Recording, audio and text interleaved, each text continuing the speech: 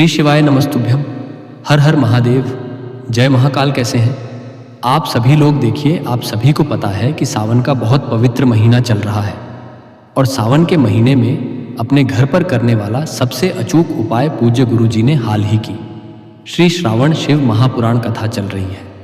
उस कथा के दौरान बताया कि जब आपकी कोई इच्छा, कोई कामना, कोई हृदय की बात पूरी नहीं हो रही होती है तो आप सभी लोगों को यह पीला चंदन घी का एक बेलपत्र का अचूक उपाय इस सावन के महीने में कर लीजिएगा। चाहे कितनी भी बड़ी आपकी कामना क्यों ना हो, पूरी जरूर होगी। गुरुदेव की कथा से सुनकर के और समझ करके पूरे उपाय को बहुत आसान भाषा में आप सभी लोगों को बताऊंगा, परंतु उससे पहले आप सबसे बस एक छोटी सी प्रार्थना करना चाहूँगा कि जो लोग पहली बार आए हैं तो चैनल को सब्सक्राइब ज़रूर कीजिएगा और वीडियो को लाइक करके महादेव का कोई सा भी प्यारा नाम कमेंट बॉक्स में लिखना मत भूलिएगा। इस पूरे वीडियो में हम 3 महा उपायों के बारे में बात करेंगे जो कि आपको इस श्रावण मास के महीने में अपने घर पर करने ही करने हैं। तो ध्यान से सुनना और समझना। लेकिन उससे पहले आप सभी लोगों को बात बता दूं कि पूज्य गुरु जी ने अभी आज ही के दिन में श्रावण शिवरात्रि को होने वाले रुद्रा अभिषेक के बारे में बता दिया है, जो कि 23 जुलाई 2025 को होने वाला है। शाम को 7 बजे से, मतलब 7 बजे से लेकर के 8 बजे का 1 घंटे का रुद्राभिषेक होगा और उसके लिए जो भी सामान चाहिए वो मैं इस चैनल पर बहुत जल्दी डाल देने वाला हूँ। तो इन सभी चीज़ों को बहुत ध्यान से सुन लेना, लिख करके नोट करके रख लेना। इसीलिए 8 दिन पहले ही मैंने आपको बता दिया है। अब सबसे पहले बात करते हैं हमारे पहले वाले उपाय की। गुरुदेव ने कहा कि जब आपकी कोई इच्छा है ना, कोई कामना है, कोई हृदय की बात है जो आप महादेव से बोल बोल करके थक गए, आपने पशुपतिनाथ व्रत किया, आपने सावन सोमवार भी कर लिए, सब कुछ करके देख लिया, लेकिन आपके हृदय की बात, आपकी कामना, आपकी वो इच्छा महादेव तक नहीं पहुंच रही है, तो यह जो एक बेलपत्र और पीले चंदन घी का उपाय है ना, इसे आप सभी लोगों को करना ही करना है। तो ध्यान से सुनना। इसके लिए आपको लेना होगा मात्र एक बेलपत्र जो कहीं से भी खंडित कटा फिटा ना हो। विशेष रूप से ध्यान रखना, नहीं मिलता है महादेव की शिवलिंग से उठा लेना, धोकर के काम में ले लेना। दूसरे नंबर पर आपको चाहिए होगा इस तरीके से एक लोटा शुद्ध जल अपने घर का तांबे के कलश में। तीसरे नंबर पर जो आपको लेना है वह सबसे महत्वपूर्ण चीज़ पीला चंदन आपको लेना है। पीला चंदन नहीं मिलता, इस तरीके से अष्टगंध गुरुदेव ने कहा अष्टगंध रखा कीजिए, यह भी पीला चंदन ही होता है, इसे ले लेना। और साथ ही साथ आपको मात्र 2 बूंद के बराबर का घी चाहिए। अब यहाँ पर घी का जो क्रम है गुरुदेव ने विशेष करके बताया, गाय का घी ही आपको काम में लेना है, ठीक है ना? गाय का घी और एक दीपक आपको तैयार कर लेना है। इस दीपक को चाहे आप आटे का बना लो, चाहे आप मिट्टी का बना लो, कोई दिक्कत नहीं है, लेकिन इसके अंदर जो बाती लगेगी वो लगेगी गोल भांति और इसके अंदर आपको भरना होगा घी। अब आपके पास में गौ माता का घी है तो आप वो भी ले सकते हैं। इस वाले उपाय को पूज्य गुरुजी ने कहा कि आपके घर में जो भी गमला है, एक गमला जिसे छोड़ करके जो होता है तुलसी का गमला, उस तुलसी के गमले को छोड़ के चाहे शमी का पौधा हो, चाहे उसके अंदर किसी भी दूसरा अन्य सजावटी पौधा ही क्यों ना हो, कोई बेलपत्र का पेड़ है तो बहुत अच्छी बात है। उसी पेड़ के नीचे की मिट्टी से आपको क्या कर लेना है, एक पार्थिव शिवलिंग का निर्माण करना है। मैं यहाँ पर एक नॉर्मल सा शिवलिंग बता रहा हूँ, आप लोगों को समझने की कोशिश करना। गुरुदेव ने तो केवल इतना कहा कि अगर उसके अंदर आप पूरी जलाधारी बना सको या मत बनाना, लेकिन वहीं की मिट्टी को थोड़ा सा ऐसे करके ऊपर उठा करके एक लिंग की आकृति बना लेना है ना। किस समय पर करना है? रात्रि को 5:15 बजे के बाद, है ना? 5:15 बजे के बाद में आपको ये उपाय करना है। कैसे करके? जैसे ही आप पार्थिव शिवलिंग का निर्माण कर लेंगे, निर्माण करने के पश्चात आपको इसी शिवलिंग का क्या करना है, पूजन करना है। रोली लगा के, चावल लगा के, धूप दिखा के, दूध चढ़ा करके जैसे आप पूजन करते हो वैसे पूजन करना, बाबा से अपनी कामना कहना। सबसे पहले एक दीपक यहाँ पर प्रज्वलित कर देना, सम्मुख में ही गाय के घी का घोल भाती का, है ना। अब आपको ध्यान से समझना है, आपने जो यहाँ पर इस तरीके से बेलपत्र लिया है, इस बेलपत्र की जो ये बीच वाली पत्ती है, इस बीच वाली पत्ती पर आपको पूरे पर ही क्या लगा देना है, चिकने हिस्से की तरफ में पीला चंदन लगाना है। आपको शायद दिखाई नहीं दे रहा होगा, मैं आपको दिखा दे रहा हूँ। इस तरीके से पीला चंदन बीच वाली पत्ती पर लगाना है, ठीक है। और जो ये नीचे की दोनों पत्तियां हैं, इन नीचे की दोनों पत्तियों पर आपको लगाना होगा घी, और इस पर भी लगाना होगा घी।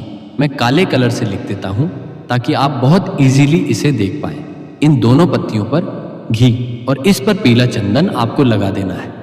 लगा देने के पश्चात जहाँ से ये तीनों पत्तियां जुड़ी हुई रहती हैं, मध्यस्थता से पकड़ करके भोले बाबा की शिवलिंग पर अपना नाम, अपना गोत्र और अपनी कामना कह करके इस बेलपत्र को आपको शिवलिंग के ठीक ऊपर समर्पित करना है।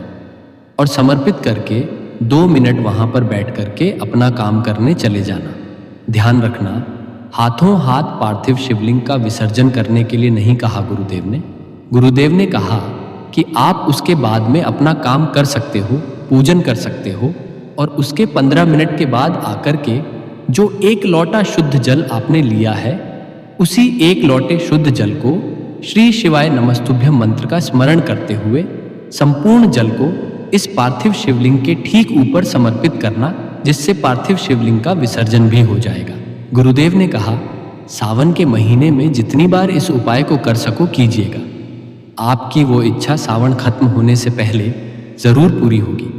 गुरुदेव का बहुत अद्भुत और अचक उपाय है, जरूर कीजिएगा। अब बात करते हैं हमारे दूसरे वाले उपाय की। और यह वाला जो उपाय है, अगर आपके परिवार में कोई सदस्य है जो बहुत ज्यादा बीमार रहता है ना, काफी समय से वो बीमारी से जूझ रहा है, कोई रोग है, कोई पुराना रोग। गुरुदेव ने कहा, कोई पुराना रोग किस तरीके से? जैसे कि काफी लंबे समय से घुटनों में दर्द हो रहा है, कमर में दर्द हो रहा है, कंधों में दर्द हो रहा है, शरीर के दर्द, शरीर के कष्ट खत्म होने का नाम नहीं ले रहे हैं। कोई बड़े बूढ़े व्यक्ति होते हैं आपके परिवार में, ना तो उन व्यक्तियों के निमित्त आपको यह उपाय करना है। मात्र 1 लोटा शुद्ध जल अपने घर का लेना है, तांबे के कलश में, ठीक है। और इसी के साथ में आपको चाहिए होगा 1 शमी का पत्ता और थोड़ा सा लेना होगा इत्र। इस चीज का विशेष करके ध्यान देना, इत्र है ये, है ना। और इन सभी को लेकर अगर आपके घर में कहीं पर भी शिवलिंग विराजित है तो उस पर कर सकते हैं, नहीं है तो फिर आपको मंदिर वाले शिवलिंग के समक्ष ही जाना होगा, ठीक है। प्रदोष काल के बाद में इस उपाय को करना है। यहां पर आपको शिवलिंग के पीछे की तरफ खड़े हो जाना है। इस उपाय को आपको खड़े होकर के ही करना है, विशेष रूप से ध्यान दीजिएगा, ठीक है। अब आपको करना कैसे है कि जब भी आप बीमारी के लिए उपाय करते हो ना, 1 लोटा शुद्ध जल बाद में समर्पित किया जाता है, जो आपने 1 शमी का पत्ता लिया है। इस 1 शमी के पत्ते के ऊपर आपको इत्र लगाना है।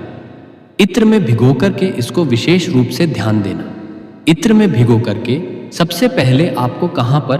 भगवान गणेश जी के चरणाविंद पर स्पर्श कराना है। फिर माता अशोक सुंदरी के स्थान पर स्पर्श करा करके भोलेनाथ की शिवलिंग पर उस बीमार व्यक्ति का नाम, गोत्र और कामना कह के समर्पित कर देना। चाहे आप अपने खुद के लिए कर रहे हो तो अपना खुद का नाम और गोत्र बोल के समर्पित करना। और उसके बाद में 1 लोटा शुद्ध जल जो लेकर के आए हो, उस 1 लोटे शुद्ध जल को श्री शिवाय नमस्तुभ्यम मंत्र का स्मरण करते हुए, किनके नाम से? हाटकेश्वर महादेव के नाम से इस संपूर्ण जल को शिवलिंग पर समर्पित करना। जो भी जल जलाधारी से बहकर नीचे की तरफ आकर के गिरे, उस जल को आपको एकत्रित करना है, रोकना है, और बाबा से विनती और कामना करके इस जल को लेकर के अपने घर पर जाना है। और जो भी बीमार व्यक्ति है ना, उनके शरीर पर इस जल को लगाना है। और 3 स्थानों पर विशेष रूप से पूज्य गुरुजी ने बताया, पहला मस्तक पर, दूसरा कंठ पर है ना, और तीसरा नैनों पर। इसे लगा करके और इसका थोड़ा सा जलपान उनके अंदर आचमन करा देना। गुरुदेव ने कहा कि ये जो सावन का महीना होता है ना महाराज, ये आपकी बड़ी से बड़ी बीमारियां, बड़े से बड़े रोगों को दूर करने के लिए आता है। तो इस वाले उपाय को आपको इस सावन के महीने में जरूर करना है। गुरुदेव का बहुत अद्भुत और अचक उपाय है, जरूर कीजिएगा। और ये तीसरे नंबर का उपाय आप सभी लोगों को करना है कि अगर आपके जीवन में धन को लेकर के, पैसे को लेकर के समस्याएं चल रही हैं, है ना?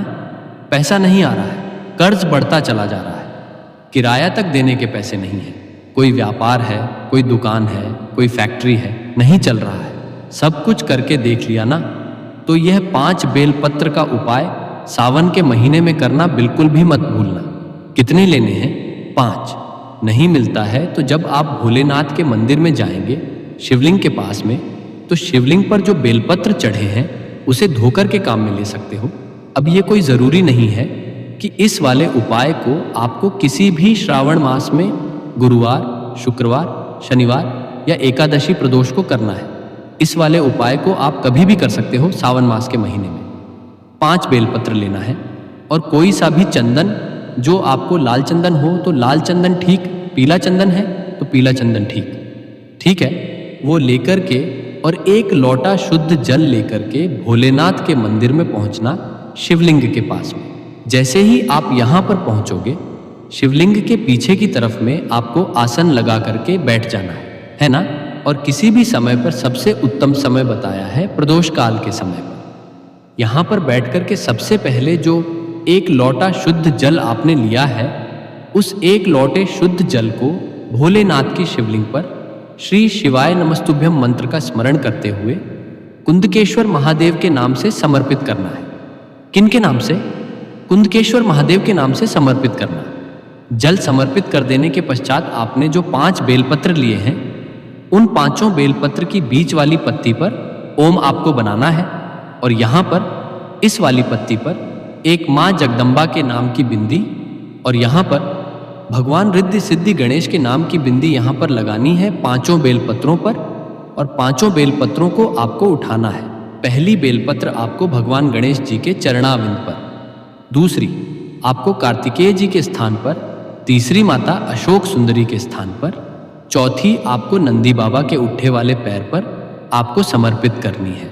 और जो सबसे अंतिम बिंदी लास्ट में आप बेलपत्र जो आप करोगे, वो महादेव की शिवलिंग पर जब आप समर्पित करोगे तो डंडी रहेगी। जलाधारी की तरफ बीच वाली पत्ती का भाग आपकी तरफ में बाबा से विनती कामना करके शिवालय की चौखट पर मात्र 1 घी का दीपक गोलबाती का लगा के, जो व्यक्ति सावन के महीने में नियमित रूप से एक नियम बना करके इस उपाय को करता है, उसके जीवन में महाराज कभी भी धन की समस्या नहीं आती।